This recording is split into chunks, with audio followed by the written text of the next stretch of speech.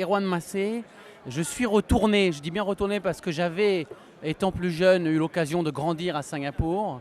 Et après avoir travaillé à Paris dans un monde plus corporate, notamment chez Vivendi, j'ai décidé il y a 2 ans de repartir à Singapour, fonder une société spécialisée dans le développement d'applis mobiles. Alors, le retour à Singapour, c'est uniquement par souvenir d'enfance ou c'est aussi parce que tu as des développeurs, de la main-d'œuvre qui est, alors, je sais pas, moins chère ou présente ou facile à recruter? Alors c'est un peu de tout, je dirais il y a 3 grandes raisons pour lesquelles j'ai décidé de rentrer. Une raison très personnelle qui est, comme tu le soulignes, était de revenir vers des souvenirs d'enfance, vers une ville qui m'est très chère et auquel je suis très attaché. Une raison familiale, vu que j'ai une épouse avocate singapourienne donc, qui voulait rentrer après quelques années en France. Et puis, sans forcément parler de main-d'œuvre moins chère, je dirais que Singapour est devenu ces dernières années une plateforme pour l'entrepreneuriat et notamment pour la start-up scene. Très très attirante de par de nombreuses aides gouvernementales avec de nombreux incentives pour les entrepreneurs. Tu veux dire beaucoup plus qu'en France?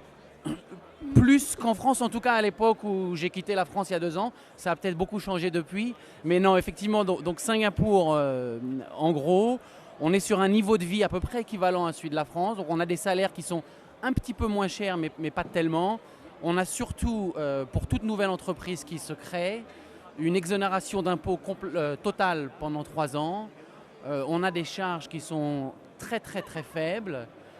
Et on a beaucoup d'aides gouvernementales, de bourses, qui vont de 50 000 à 500 000 euros en fonction des projets. D'accord, donc plein de bonnes raisons d'aller bâtir son business là-bas.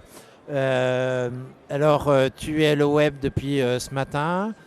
C'est pas ton premier, je crois, le web. Qu'est-ce que tu en penses à chaud, là, tes premières réactions, et qu'est-ce que tu viens y chercher? Alors, c'est effectivement mon second le web. J'étais venu la première fois l'année dernière. Ce que j'espère y trouver, vu que ça vient juste de commencer, c'est quelques interventions. Enfin, je crois que Loïc est très très fort pour rassembler des intervenants de qualité. On a vu Carlos Ghosn, on a vu voilà, Bertrand Piccard, dont j'ai trouvé le speech jusqu'à maintenant être le meilleur de la matinée, très inspirationnel.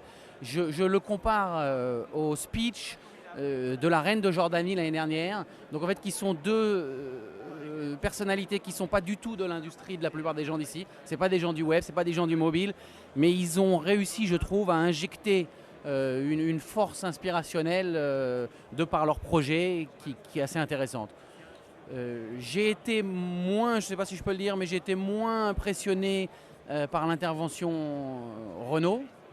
Et j'attends avec impatience Marissa Mayer de chez Google cet après-midi et non d'autres.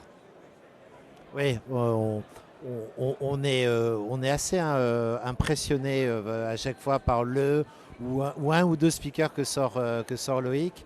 Et du coup, ça donne parfois moins de relief aux interventions de Microsoft, de Facebook, Twitter derrière, alors que finalement, c'est l'essence du métier. Alors, c'est vrai, même si j'ai bloqué mon après-midi en tant que développeur, donc Bits Media, c'est une société de développement d'appli. Moi-même, je continue à beaucoup développer. Et donc, j'ai prévu de bloquer mon après-midi sur les workshops Google et Microsoft, vu que Microsoft, je crois, consacre l'après-midi à Windows Phone 7. Et Google a un agenda un petit peu moins détaillé, mais d'après les gens qui sont allés ce matin, présente des choses assez intéressantes pour les développeurs.